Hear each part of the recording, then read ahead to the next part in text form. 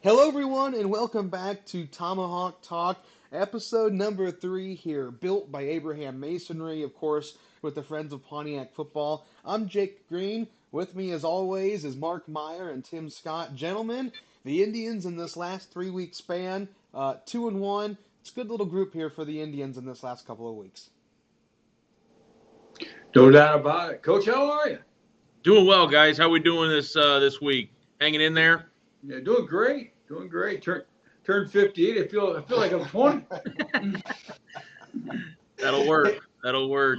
Coach, since we last talked on this show, I haven't been able to say the Indians have been 2-1 very often, and took care of business against two teams that last year couldn't. And of course, Tolono UT's Tolono UT. We'll get to that in a moment. But IVC was that first ball game, and a solid performance out of your kids that particular Friday night. Yeah, absolutely. We were coming off of a week where we started slow, and we kind of started slow those first 3 weeks of the year. Right. And I think we kind of left things in our last Tomahawk talk of, hey, you guys were excited to see how we came out week 4 against IVC, and that was kind of the message all week long. And we came out and jumped on them early, and it's kind of a weird weather type of evening, and we took advantage of that, and we executed in all 3 phases, and it was a pretty complete football game by our kids in week 4 against IVC. Talking to a lot of fans and talking to a lot of people around the Pontiac area, Coach, the ball club last year struggled against those type of teams. Now you're beating those teams by 20 or so. I mean, it's a sign of turning a corner quick. We got to crawl before we walk, but we're getting there. Yeah, I mean, we've done a good job of executing. We've kind of found our identity a little bit against PBL in the second half, and what we wanted to accomplish, and that was control the clock, run the football. When we've thrown the football, we've created explosive plays because we've set some of those up with our run game. So continuing to do it, to build off of that, our offensive line has come a long way the last 4, 5, 6 weeks here. And it's been really exciting to watch. And then being able to stop the run defensively. We struggled a little bit in the first half last week against Rantoul, had to make some adjustments, but really happy with how our offense and defensive line have played the last 3 or 4 weeks here.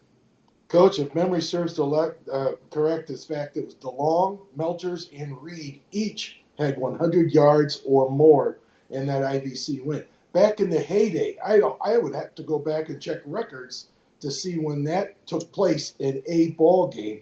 So to the credit of the kids and that offensive line, obviously a big part of it. Yeah, it was Ben had over 100, Jaden had over 100, Carr had over 100. Oh, it's Carr, and then DeLong had right around 65, I believe. Gotcha. So we ran for just shy of 400 yards that night. As a former offensive lineman, and when I was at St. Ambrose, I was the offensive line coach there. Those are nights where you kind of get excited and get that feeling in your belly a little bit when you're able to tote it like that. And it wasn't just one guy. There was 2, 3 guys that were able to find space and hit some pretty big runs, and we were able to consistently run the football that night, and I think that made a huge difference in kind of setting the tone for that game. I promise moms I won't call the linemen hogs anymore, okay? But who opened the holes for you? Who did it all? I mean, I think our big name guy is Donovan Curry at our left tackle spot. When things get tight, we need yards, I'm going to run it to the left side. I think everybody in our league knows that. Yep, I think everybody understands that. I'm okay with that because sometimes you just got to stop it. So he does a tremendous job. I think he's going to be an all-conference kid for us. Obviously, we'll see as the year goes on. Guys, his work ethic is something I've never seen, since I've started coaching. When we lifted in the summertime, he'd be in at 5 o'clock. He'd be here before the coaches, running on the track, getting ready to go before the lift would start. You see him after practice on the sleds, getting extra work in. So having him at our left tackle spot, kind of our strong side, being able to run behind him, and then our left guard, Hunter McCullough, good-sized kid. He's our heavyweight wrestler. just continues to get better, and understanding what the technique needs to look like, what his stance needs to look like, all those things. And then TJ Murphy, he's our center. He's kind of the brains of the operation. Make sure everybody's getting where they need to go, communicating things, calling out fronts, all of those little things. We wouldn't be able to do it without him. And then two guys that have really stepped up on our quick side, kind of our right side of our line, are Lucas Myre and Aiden Prendergast. Two guys that are kind of playing out of position, to be honest with you. They're doing what's best for the team, and we sat down and had conversations with them that, hey, this is where we're at. We need you guys to step up into these roles. And although undersized, man, they come off the ball with bad intentions. They're looking to create opportunities for our ball carriers. And without those two guys over there on that side, we wouldn't be producing like we are. Coach, you talk about that left side, 235 and 270, respectively, in terms of weight. Understand why you run to the left side. It is your biggest side of your line, no doubt about it. Absolutely. And Donovan, he's 6'4", 6'5". Big kid. He'll be a kid that gets interest at the next level. I can almost guarantee it. So yeah, having a side like that you can rely on, and putting a couple of good backs behind those two bodies, that can be a recipe for success. And both juniors, I might add. Yep. All five will be back next year. So Here that's they exciting. come. You bet. That's exciting. And both ball carriers.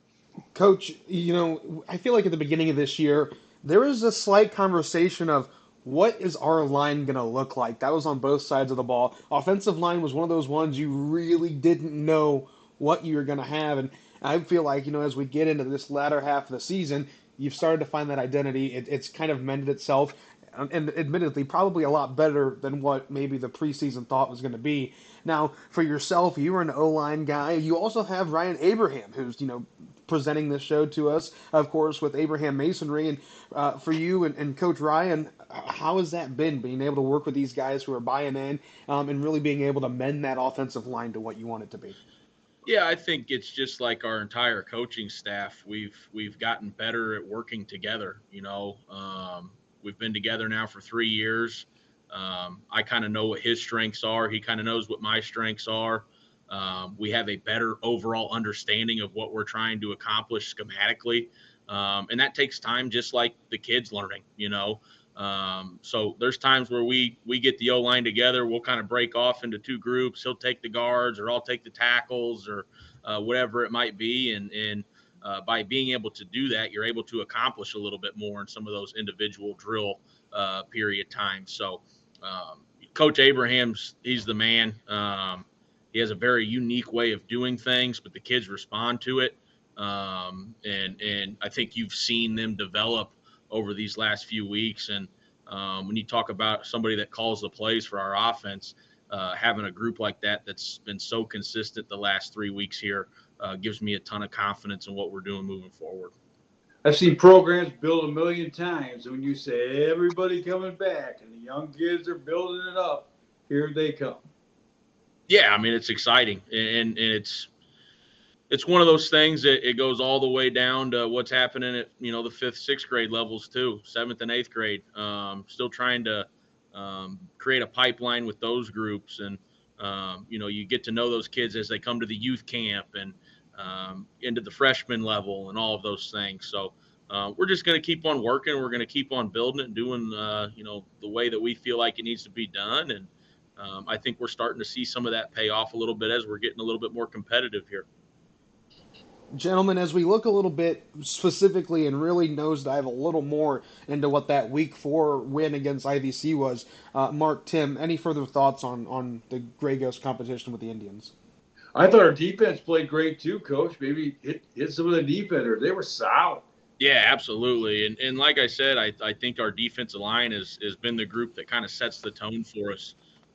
We had to get on them a little bit last week against Rantoul, and then they responded in the second half. But when you talk about a group that came out and kind of controlled the front, our defensive line did just that. I mean, Logan Mackinson is a kid that stepped into a defensive end role for us and has been super productive. He's got 4 sacks on the year. I believe he averages just over 4 tackles a game. So he's somebody that's been super productive. his length and his just knowledge of what he's trying to accomplish is big for him. Donovan Curry kind of plays our nose. We tell him, hey, you got A gap to A gap, do your thing. He's a good enough player to do that. And he's been super productive as well. And then a sophomore, Connor Shelton, has stepped up as a defensive end, and he's started the last 4 or 5 weeks now. And there's times where you turn on the film, and when he doesn't stand out, sometimes that's a good thing. That means he's doing his job. And although there's times where we wish he was a little bit more productive, man, as a sophomore doing what he's doing at this level, it's really fun to watch and fun to see. So the cool thing again about that is all 3 of them will be back next year. So our D-line will return, and then they got good linebackers behind them: Aiden Prendergast, Lucas Myre, Josh Hartkey.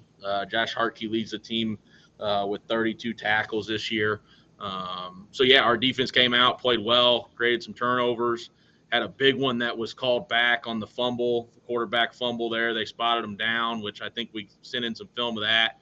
I would have loved for that one to stand, but yeah, our defense came out, and what's the old saying? Everybody got a plan until you get hit in the mouth, and that's kind of what we did with IVC Week 4, and it was fun to be a part of. Yeah, you talk about Myre and Mackinson and Hartkey. Those are 3 names we seem to talk about a lot on a broadcast. One of those 3 usually in the mix of making a good defensive play. Absolutely. All right, gentlemen, good Week 4 recap. IVC Pontiac, it was win number 1 at Williamson for the year. We're going to take a break, and when we come back, the Indians go on the road with Tolono. We'll talk about what happened down in Rocket Land. We'll be back after the break. Tomahawk Talk is built by Abraham Masonry. Tomahawk Talk is driven by Heller Motors. Tomahawk Talk is financed by the Bank of Pontiac. Tomahawk Talk is founded by Fellheimer Law Firm. DPI is a proud sponsor of Tomahawk Talk. Okay, welcome back, everyone. Week 5 for the Indians. Week 4, a win at Williamson. Week 5, going down to Rocket Land on homecoming, and it just didn't quite go well for the Indians. Myself and Tim were down there. Coach, you get to go back home, and unfortunately the Indians just ending up on the wrong side of that one, but against a very, very good Tolono ball club. Yeah, I mean, it's one of the best teams we'll play all year, obviously. I mean, they've been beaten once by Central Catholic, and I think both of those teams are very similar teams. I wouldn't be shocked if Unity's playing for a quarterfinal, semifinal. I wouldn't be shocked if they're playing Thanksgiving weekend, to be honest with you. They're that good, and they do things at a high level down there in all 3 phases. And obviously it's always cool to go back home, but a little bit lopsided and still just trying to get to that level of where we can compete with those guys. And, we're going to keep doing it until we get there. Coach, it's really scary, the fact being that they got the 1 loss, and Central Catholic still to come, and we'll talk about that here in a couple of weeks. But they like great teams, and they are a great team. I think they are so loaded. And actually, they're fun to watch if you weren't playing against them. Right. And that quarterback, their running back, their wideouts, their skilled people. You just got cornered, and you couldn't get across your own side of the field. Mm-hmm. If memory serves correct, short fields, tough situations, tough night for your defensive backs and coverage. I don't know if that was totally their issue or just a combination of things, but they just jumped out and unfortunately got away from it. Yeah, it was. You go into that week and you watch them on film and you try and game plan for them, and their main guy, number 6. It's like, okay, if we try and slow him down, they've got 3 other ones that are really pretty good, and then so you start to put an emphasis on stopping the pass. Well, now you're playing with a lighter box, and they got a tailback that takes 3 guys to tackle them. Right. So again, they're just so well balanced, and then trying to attack them offensively, they're so well coached and in tune with what they're supposed to be doing. And then when you have guys like they have personnel wise who are just physically, up to date and ready to play football for 4 quarters, that's tough. they're just so balanced across the board. They're very strong in all three phases. And when you're well coached as they are, and then have a home atmosphere and a home field advantage like they do, they're going to be tough to beat down the stretch. There's no doubt about it. I think homecoming down there, coach, too, right? We talked about it, I believe, before, but Tolono has this culture behind them. Obviously, the success that they've had for a long time, that really hasn't left yet. And you have the people in the end zone, you have the cars around the football stadium, you have the big video board. Everything's leading up to the game, pre-game stuff. We talked a little bit afterwards. It almost reminded us of Week 1 at Coal City. It was almost like a small college atmosphere, and that's tough to plan for too. But I think something that the Indians did well, and again, if memory serves me correctly, we started that game keeping them in grasp. We slowed the start of that game down, and that was a good start for the Indians. But again, it just kind of got out. I think, though, Coach, the start of that game showed strides for the Indians. Yeah, and I think you forget a little bit when your quarterback goes down the first drive. That's right. Change a little bit. You don't necessarily plan for that going into the week. Obviously, you got a second guy, a third guy. What are the options, and where you're dumping your reps at? But when he goes down in the first series, that game plan kind of gets cut in half a little bit. And it was good to see that he's healthy and back and moving forward. But yeah, I mean, first series we put together a little bit of a drive, got them down in their own territory, and they're just so good in all three phases. That's what it comes down to, and just got to continue to try and find ways to keep it a little bit closer and give ourselves a better chance. And by doing that, you got to be able to move the football and eat up the clock and try and keep their offense off the field. And at the end of the day, we weren't able to accomplish that.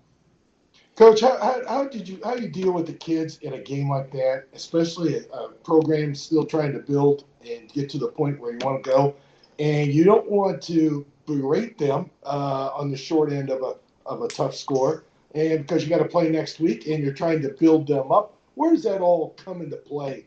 How you coach them up on game night, halftime, after the game, and week leading up to the next game, which was Rantoul? Absolutely. I think you treat it just like we treat any other day, and that's go find ways to get better.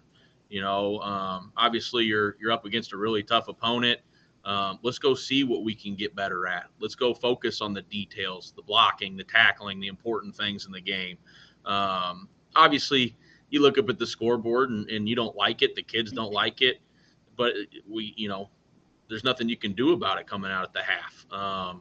So I believe, the message at the half was, let's focus on the little things, the details. Let's continue to do what we do. Let's just go and get better at it. We're not going to draw up a 35-point play that's going to get us back into this game. So it's just, taking it play by play, continuing to try and find ways to get better each play, and try and carry some momentum then going into the next week there.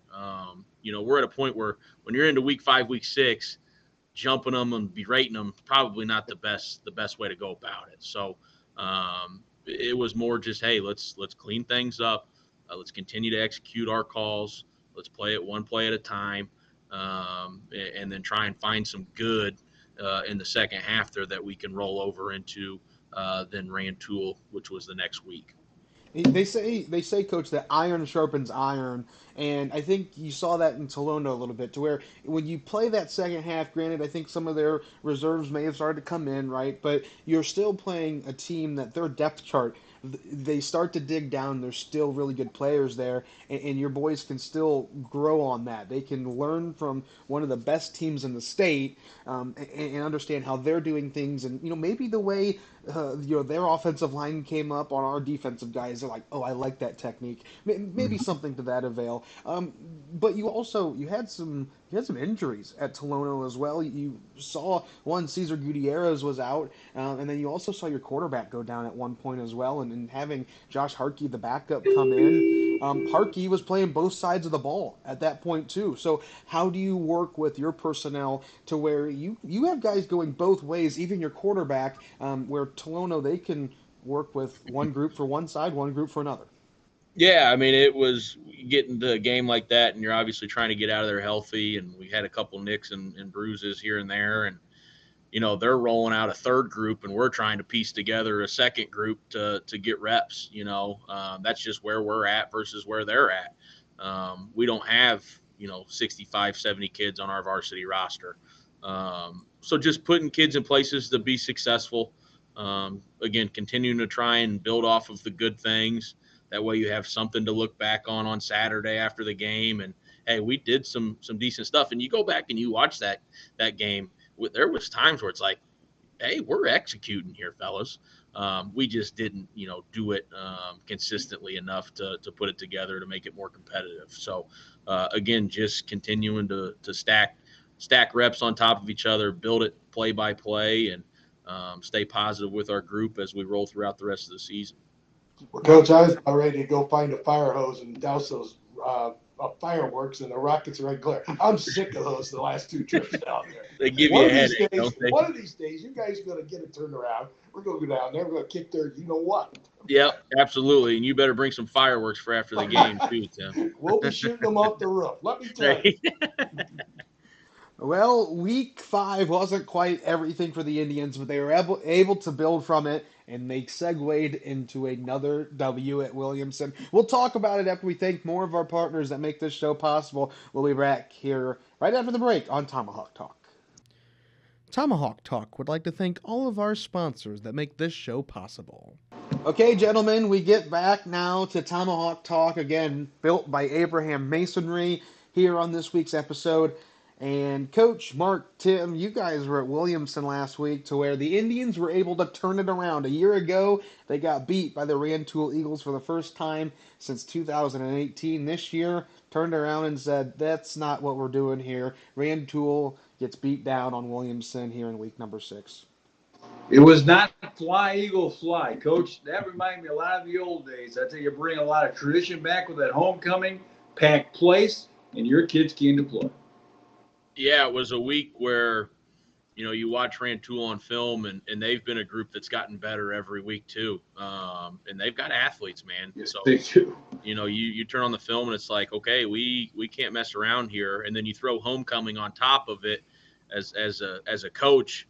Homecoming's great and all, but to me, I see a bunch of distractions where, it can take our kids away from, the task at hand there throughout the week. But I thought our kids did a really good job of preparing and getting ready to go. And it meant a lot to them. It'd been a long time since we won on a homecoming. And we're starting to get this thing to a point where our kids care about what is happening within our program and how our program is viewed by the community. They are starting to care about what the name on the front of their jersey says more than the one on their back. And I think we saw that Friday night as they put on a show for the community, and they were excited about doing that. Coach, I assume by design, but you kind of ran a 2-man quarterback shuffle throughout the ball game. Heavy dose of Hartke early, and then DeLong gets into the act. A big play to King just before the end of the first half, and a nice 1-2 punch. Yeah, absolutely. Obviously AJ got a little bit dinged up at Unity, and we thought Josh did some good things. Guys, I think competition within your program is huge. You're going to get the most out of your kids by having a couple guys that can play the same spot, because the same thing kind of happened with our tailback spot with Jaden Reed and Ben Melchers. By creating competitive environment, you're going to get the most out of your kids. It was awesome to see Josh start, and the plan going into it was Josh is going to get the first 2 series, AJ will get the second 2 series, and then we'll go from there. Obviously, Josh is one of our key pieces on defense, so we were hoping that AJ would go ahead and play well those 2 series, and he did just that. Led 2 offensive scoring drives, one right before the half, like you said, and they both bring a little bit something different at the quarterback position, which is exciting to see. So I was really proud of how they both played. I was really proud of how both of our tailbacks played as they're continued to complement each other in our run game, and we'll just continue to kind of build off of that. Well, the world wanted to end there for a second. We had radios and we had puppies. It was all good, but we're back now. And Mark, hey, Good win for the Indians. Great win for the Indians. And I'll tell you, King, I knew he was quick. He like a BB. He flew on that catch, Coach. Yeah, absolutely. And he's a kid that we've still continued to just try and find ways to get him the football. And he had a couple opportunities come his way. The first one, just on a simple 5-yard hitch route that AJ took advantage of. We got off coverage. The corner actually jumped it pretty good. And Mason came back to the ball, made a good catch on the ball, and then that was all she wrote. He only needed a little bit of space and made a move here or there and was able to find the end zone. His second one on the deep ball, we actually drew that one up at half, and it was our first series coming back out. And I said, if we get that look, we're going to hit it. And it's one of those times as a coach where you kind of draw something up and you don't really get to practice it. And for those guys to go and execute it like they did and hit a big play on it was really exciting for them. And, the confetti was flying. And, I was really proud of him. Mason. He deserved to have a night like that on homecoming with 2 big touchdowns and just under 100 yards receiving. I saw a longtime fan lean in the press box afterwards, and he said, man, we're getting there. I mean, we're really fun to watch all of a sudden. I said, yeah, here it comes, buddy. Yeah, it's been fun to get more competitive, and I've been so proud of our kids as you deal with the conference that we deal with, and you get a win, and then you go on a road and play a tough team like Unity, and you kind of get that up and down, where emotions can be hard to manage. But for them to come out Friday night in front of a big crowd like that. And before we took the field, I can't remember which one of them. I think it was Ben or it might have been Jaden. They said, let's go put on a show. And it was fun to watch. So really proud of our guys and how they played and executed. And there was at one point in time, I said, I think I can call just about anything on this sheet and it's going to work. Our kids were in a groove and rolling Friday night. Coach, you talked about the second half and the turnaround defensively and talked about the adjustments at halftime. And maybe it was more of an attitude adjustment, whatever. Defense played much better in the second half. And ultimately was the difference in pulling away for the big win. Absolutely. I mean, going into halftime, you're probably thinking this thing's going to be a shootout. I felt pretty confident with what we were doing offensively. We had to make a couple of really small changes defensively. When you talk about scheme and just making sure we were doing a better job of setting an edge, allowing our box guys playing the box, and really just dive into the details of getting off blocks and tackling the ball carrier. So they adjusted. We shut them out early in the second half of that game. They didn't score until a little bit later on, and was really proud of our coaching staff and then our players to take the coaching and to make an adjustment that way and finish the game strong there in the second half. Coach, I saw, if I'm not mistaken, Owen Stroh picked up his first varsity touchdown on Friday night as well. A guy that has bought in and has worked really hard, and he gets to enjoy that a little bit on homecoming night, getting his first touch there for 6 in the end zone. I'm sure that's special to see too for a guy that has really helped you out quite a bit, and he gets his too. Yeah, I mean, he's a kid that just has done everything right since I've been here. He's bought into our program. He's bought into our culture. It was kind of the thing throughout the week. If you go back to the first play of the game, we had something drawn up what I thought was going to hit, and it hit for a big one. He just didn't have this. One of our goals Friday night was to get Stroh in the end zone, and we made sure that happened. And he deserves that. He's kind of become an extension of our offensive line. He's kind of our H-back. In older terms, it'd be a fullback where he does a lot of the nitty-gritty work and blocking and being a part of our run game. And for him to get in the end zone and do it on homecoming his senior year was pretty cool. I think it's real cool. After the ball game, your kids come right to the fans, sing the fight song. That's pretty cool. And tell us about that a little bit.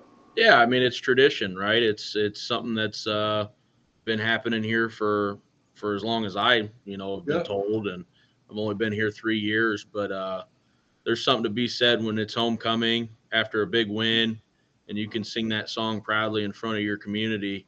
That's what Friday nights are about. And, that's kind of been the message the last couple of weeks to our seniors is there's nothing quite like what you're experiencing right now. So eat it up, soak it all in, and make the most of it. And was really exciting performance by our kids Friday night. Was really proud of them.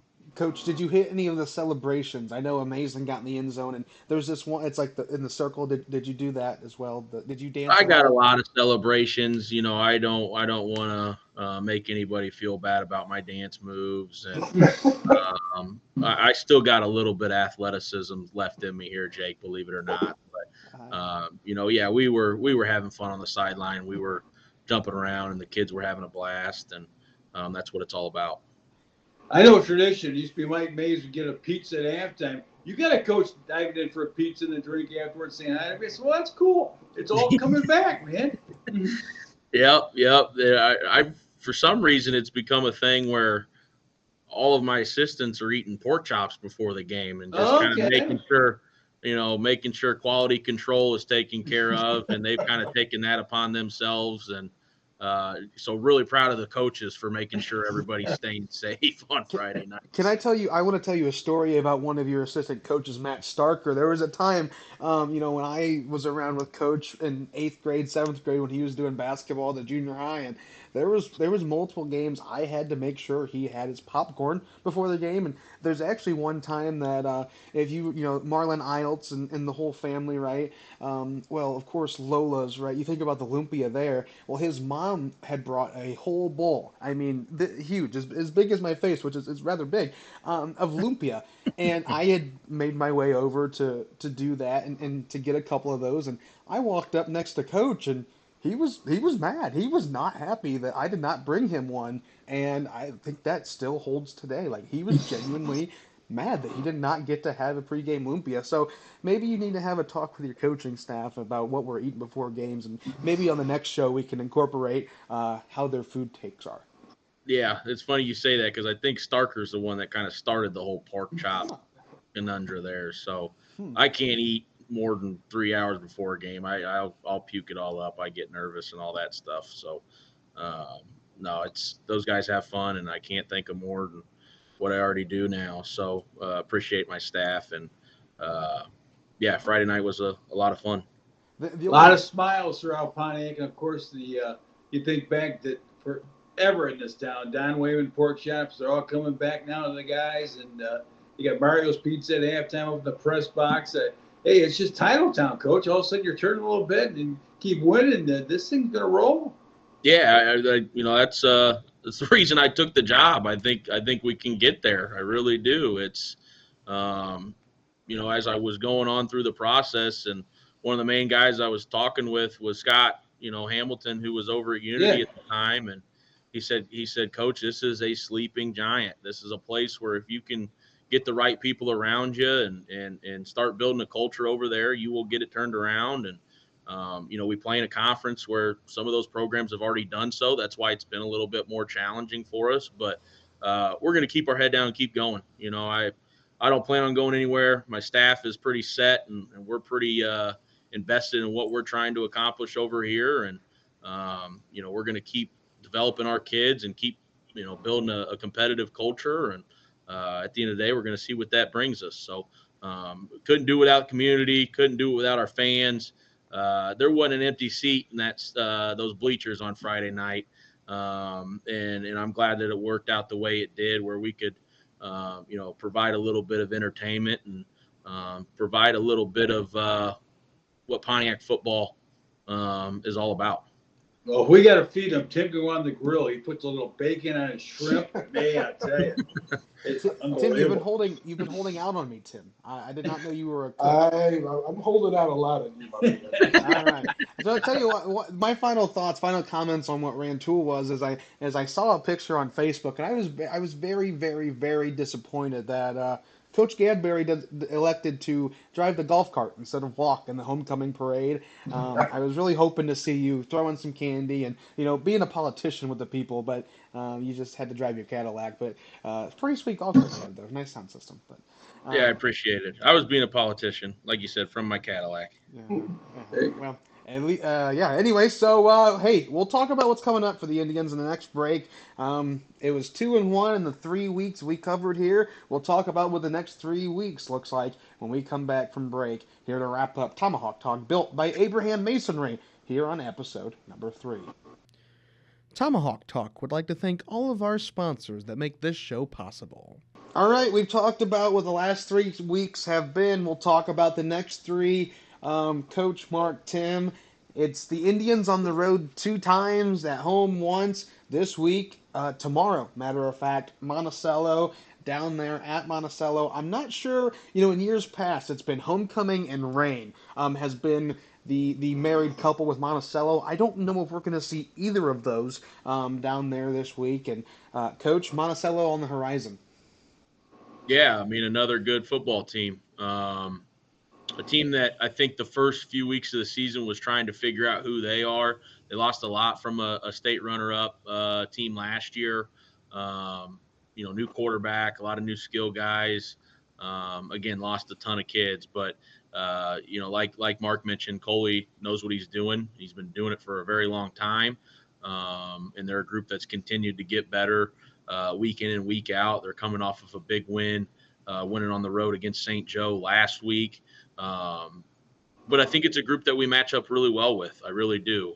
We're coming off of a win, got to go to their place, a tough environment, but hoping for, building off of a good week here of practice, and excited to go and compete tomorrow night. Well, you get a chance in the next 3 weeks because the gauntlet of your schedule through the conference with that Central Catholic at home and then at St. Joe. The kids will get a taste and we'll get a picture and maybe pick up some pieces of what the Indian program where it needs to be in order to go against these guys head to head and pick up some wins at some point down the road. Yeah, absolutely. I mean, that's the one thing that we get from playing in a conference like this is, guys, there's plenty of examples of what we want it to look like, what it should look like. In the next 3 weeks, we're going to be able to see that. So not only do we want to go in and be competitive, but put good things on film. Again, I kind of break the season in three separate 3-week deals there. So the first 3 weeks, you got your middle 3 weeks like we're talking about, and then your final 3 weeks, which, this year, 3 tough opponents as you finish out the year. You want to try and finish, the season with something positive going into the off season. So that'll be a goal here down the stretch as well. But worried about what we're doing this week, worried about Monticello. They got a good quarterback. They're really sound on defense. But like I said, I think there's going to be some opportunities there in all 3 phases for us to take advantage of. And we're going to prep like we always do and put together a good plan and, lay it all out there on Friday night. Sounds fantastic. I tell you what, go get the big win, Coach. Yeah, we're looking for that one that you're not supposed to get. I think that's still where we're at as a program. We're looking for that win that we're not necessarily the favorite in, and I think that we've got a good chance here these last 3 weeks to hopefully go and find that for us. Maybe we got to bring some golf tips, like a Bobby Knight show, like the old golf show. Aren't you a big golfer?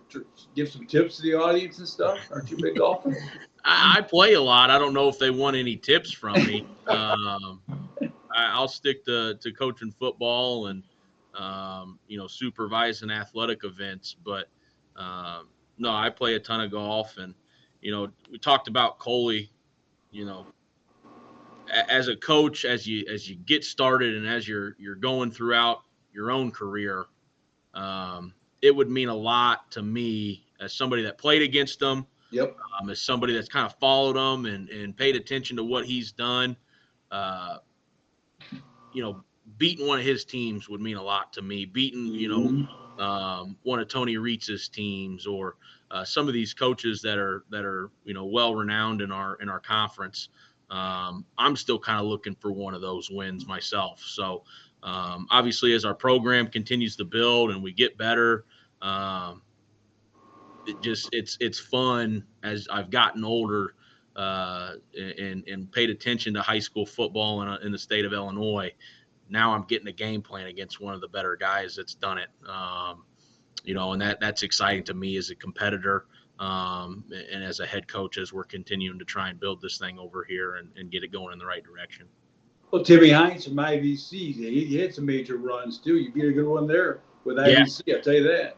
Tim does a good job. Yep, Tim does a good job. And again, we've got some really good coaches in this conference, and that's why you got to take the time and prepare and game plan and hope for the best as you go into a tough place like Monticello on Friday.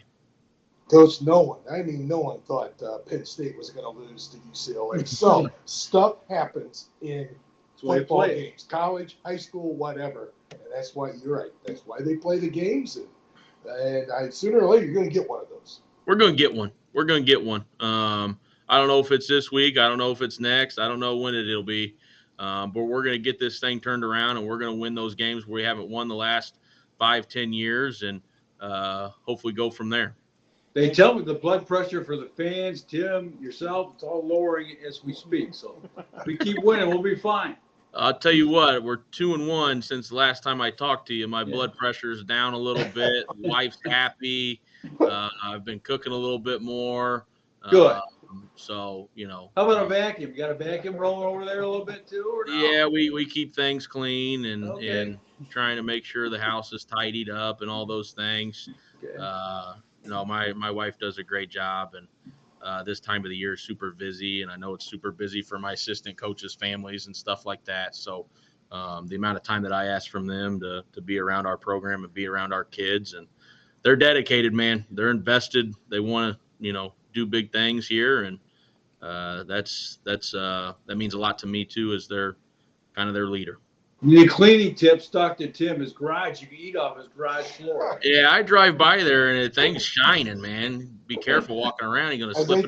If the door's up, you're more than invited to swing on by. Yeah, but he gets to say whatever he wants. Remember that now. And then you got to watch the Cubs, right? He's a Cubs guy. Yeah. Not anymore. You don't have to watch the Cubs. I think the Cubs will make a comeback. The next show, we will be talking World Series. What do you think? Dodgers or Cubs? Either one. Never know. You never know. Hey, before we let you go, the best thing I heard out of this entire show is the fact that you said the kids are bought in with the name on the front of their jersey versus the back. And I think that is good stuff. And maybe, just maybe, it's the start of the turn and going in this right direction in full force. I think that's outstanding. Yeah, absolutely. I mean, that was, you look at all the good programs, man, that's there's tradition there. It's the community's involved. This place at one time was very much that, that picture that we're looking for. And, I try and preach that every day. The players that played before them, the coaches that I've followed up, the Mick Petersons and the Dave Youngs, and, you got the Reggie Kennedys and all those big names and state titles and all of that stuff. Once our kids start to play and care about what our community thinks, I think we'll start to see big changes too, because that means that they're playing for something bigger than themselves. So we had Coach Peterson on for a halftime, some of the third quarter, one of the games, and he was pretty impressed. Let me tell you, he likes what you're doing. So yeah, I talk back and forth with Coach quite a bit, and heck, he still watches some of our film and stuff. And I learned that. Did you get a word in, Coach, at all? Or...